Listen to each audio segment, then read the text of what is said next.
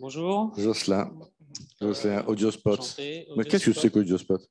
Pardon? Qu'est-ce que c'est Audiospot? Eh bien, on va essayer de vous raconter l'histoire d'Audiospot qui est née en 2014 Proche le micro.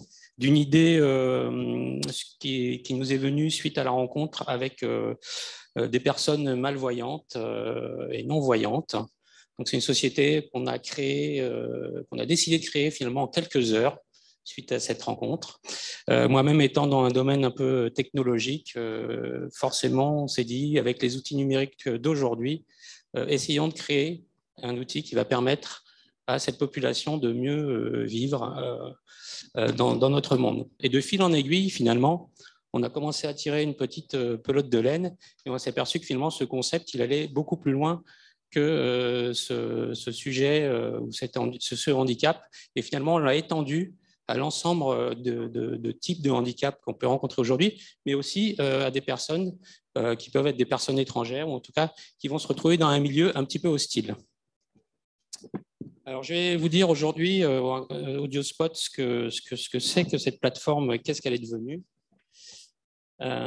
Donc, pour adresser le sujet à travers le tourisme, puisque c'est le sujet du jour, on s'est dit que finalement, le tourisme durable et responsable, c'était aussi un tourisme pour tous. Donc, c'est ce qu'on appelle le tourisme finalement inclusif, qui va permettre aux touristes de mieux vivre, d'être mieux accueillis, de se sentir concernés et de lui offrir des services et de se sentir accompagné tout au long de son déplacement et de son voyage. Donc, je sais pas si c'est celui-là. Ouais, c'est ça. Donc, je vais faire un premier slide qui décrit un peu dans son ensemble les capacités finalement de cette plateforme. Donc, Audiospot, c'est une plateforme numérique qui est composée de deux éléments essentiels qui sont complémentaires, puisqu'on a la partie mobile qui est la partie émergée de l'application, celle que les utilisateurs vont utiliser pour faire appel à nos services, et puis une partie centralisée qui est un CMS, un gestionnaire de contenu, sur lequel les gens vont pouvoir mettre les informations qu'ils souhaitent mettre à disposition sur l'application mobile. Alors, qu'est-ce que c'est? C'est quoi le principe? Finalement, on va pousser de l'information géolocalisée. Donc, la première chose, c'est qu'on fait une géolocalisation aussi bien indoor et outdoor. Donc, on a une continuité dans le repérage des déplacements des personnes. Après, la localisation, ça aide a priori pour l'accessibilité, la navigation et la médiation. Donc, on a différents sujets. Finalement, à travers la géolocalisation, on peut apporter des informations de différents types. Après, le contenu, ce qui est important, c'est la manière dont on va diffuser le contenu. Il faut absolument que ce contenu soit adapté au profil de la personne. Donc, l'application, elle est finalement à géométrie variable puisqu'elle va avoir une interface différente, ergonomie différente en fonction du profil de l'utilisateur à quel on va s'adresser. Donc, par exemple, sur le monde des non-voyants, c'est une interface complètement dédiée, full audio, avec des gestuels dont ils ont l'habitude d'utiliser, avec les outils des mobiles qui sont dédiés à ce type d'interface. Mais on a aussi possibilité, par exemple, de faire des diffusions de langage ou de vidéos en LSF pour les personnes sourdes, et puis aussi pour les déficients auditifs, le FALC. Donc en fait, finalement, à chaque sujet, on va traiter l'information différemment pour la présenter à l'utilisateur. Et puis, si on pousse un petit peu plus loin, on a considéré que finalement, les personnes étrangères, quand elles se retrouvent dans un pays où elles ne parlent pas la langue, ça leur est utile aussi qu'on leur diffuse de l'information dans leur propre langue, quand notamment elles sont sur des sites qu'elles ne connaissent pas bien. Donc aujourd'hui, on a 13 langues par défaut, avec des systèmes éventuellement d'autotraduction. Donc même si ce n'est pas parfait, l'autotraduction permet quand même d'avoir un niveau minimum d'information si on ne comprend pas une des 13 langues proposées. Alors, pour illustrer le sujet par rapport au tourisme, finalement, on a décidé de présenter des cas d'usage particuliers. Donc, plutôt que de parler théoriquement de la plateforme, on va vous présenter trois types de typographies ou de sujets que nous pouvons adresser aujourd'hui. Donc, la première chose, c'est par rapport à l'accueil dans les villes et les départements. Donc, des cas concrets, en fait, finalement, qui nous ont, sur lesquels notre dispositif aujourd'hui a été placé. Donc, pour quel type d'activité? Donc, c'est aussi bien de l'audio guide, de l'orientation ou de l'accessibilité. Donc, finalement, si on prend un parcours complet d'une personne, elle va avoir besoin d'avoir des informations pour accéder au site, pour se déplacer dans le site, de connaître les difficultés liées au site. Et puis après, on va aussi lui donner des informations par rapport au site. Donc, qu'est-ce qui est intéressant sur ce site? Diffuser des informations culturelles. Voilà. Donc, on voit par exemple qu'on a fait pour le département du Var, on a équipé les voies cyclables, donc sur une trentaine de kilomètres, où c'est un parcours là, culturel pour présenter l'architecture du littoral. Et puis, pour certains cas particuliers, on complémente et on augmente la solution avec du matériel qu'on a fait développer, qu'on développe nous-mêmes, qui sont par exemple des balises sonores pour les non-voyants, pour les guider vers des points précis.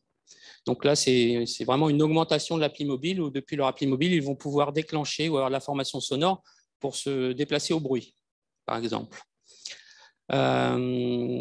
Après, on a parlé tout à l'heure aussi de la problématique de la mise à disposition d'informations et de l'utilité des réseaux de la 4G, par exemple. C'était une question qui était posée. Donc, un des points forts de cette plateforme, c'est de pouvoir avoir la totalité des informations en cache dès le départ. Vous avez la possibilité de télécharger, avant d'aller sur site, la totalité du contenu. Il y a un petit store en fait, dans l'application, donc vous voyez tous les sites équipés. Vous pouvez choisir le site sur lequel vous allez faire votre visite et puis vous chargez les contenus. Ça, c'est un point très important aussi pour le tourisme étranger, puisqu'on sait très bien que le roaming en data aujourd'hui peut coûter une fortune quand on n'est pas dans la communauté européenne. Et ça va très très vite. Donc là, on leur permet de charger depuis leur hôtel ou en tout cas leur logement l'application et le contenu avant de se déplacer. Donc, sur les autres cas d'usage, on a par exemple la ville de Versailles. Alors là, ce n'est pas du tourisme à proprement parler, mais c'est quand même pour aider les gens à se déplacer. Donc, on a tout un parcours qui permet d'aller des gares, des différentes gares de la ville de Versailles vers le château de Versailles. Nous avons aussi les jardins botaniques. Donc là, on a plusieurs profils dans les jardins botaniques, puisqu'on a un profil purement tout public, multilingue, qui va faire toute la description des serres, des plantes et autres. Et puis aussi une partie pour les non-voyants sur comment se déplacer dans les jardins botaniques et la description des différentes serres. Parce que je m'étends un petit peu trop peut-être.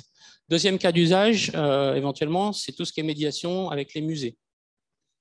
Donc dans les musées aujourd'hui, l'agilité de l'application permet aussi d'adresser aussi bien les expositions permanentes que les expositions temporaires. C'est-à-dire que le gestionnaire de contenu est vraiment pousser l'information en live.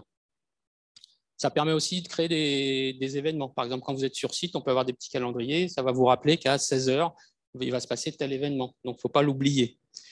Les contenus sont toujours interactifs par profil. Sur les musées, on a fait des contenus ludiques, par exemple, et pédagogiques. Donc ça, c'est par exemple des profils enfants. Un profil enfant peut être un profil particulier d'un visiteur.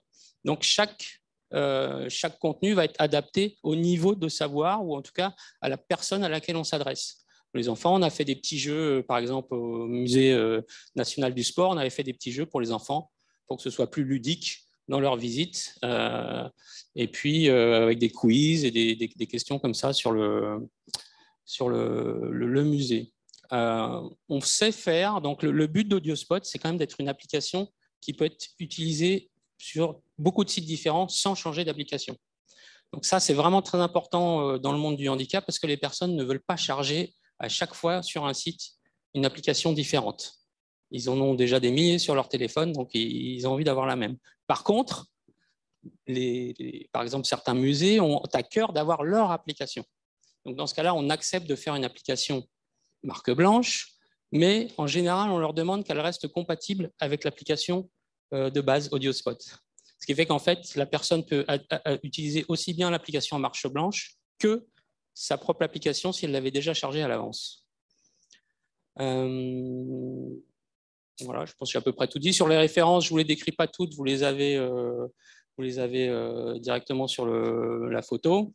enfin sur le slide, pardon. On avait fait une application très intéressante au Musée océanographique de Monaco, où on a appris beaucoup de choses nous-mêmes en la créant, puisqu'en fait, comme on met tous les contenus en ligne, bah, c'est bien, ça nous apprend plein de choses. Voilà, un dernier cas d'usage qui est actuel pour nous aujourd'hui, c'est le parc Disneyland Paris. Donc là, on est vraiment dédié pour l'instant sur le handicap. Et qu'est-ce qu'on a mis en place là-bas? La première chose, ça a été tout ce qui est un point de repère dans le parc, avec des informations notamment dans les restaurants. Par exemple, avoir les menus, la carte des restaurants en entrant dans celui-ci, ou même juste avant l'entrée pour savoir si ça nous intéresse. Toutes les descriptions visuelles des activités. Et puis, une dernière innovation, c'est la partie audio-description. On a ajouté une partie synchronisation de l'audio-description en live sur les spectacles. Et ça va être utilisé aussi en multilingue prochainement.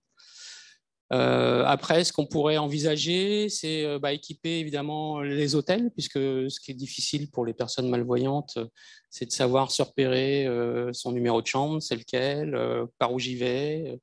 L'ascenseur, pour les PMR, l'ascenseur est en panne, par où je vais passer. Donc, on a un moteur de routage en fait aussi qui permet de recréer des itinéraires en fonction des différents événements qui peuvent arriver par panne ou des travaux dans la rue ou autre. Donc, on a cette capacité à router les gens en fonction des difficultés rencontrées. Sur Disney, on a vu que bien que ce soit un grand parc, ils ont parfois des centaines de milliers d'utilisateurs. Donc, la 4G, il ne faut pas compter dessus. Si vous arrivez après 9 h le matin, c'est fini. Donc, il faut vraiment que les contenus étaient bien téléchargés à l'avance. Après, sur la partie guidage et GPS, on augmente aussi un petit peu l'application mobile. Les devices ne sont pas précis ou pas assez précis dans ces cas-là. Donc, on a créé un petit device qu'on peut leur prêter et qui leur permet d'avoir une précision nettement supérieure quand ils se déplacent.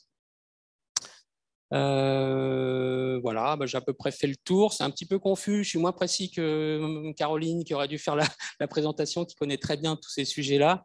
Moi, je suis un peu plus sur la partie technique et je vais essayer de répondre à vos questions si vous en avez.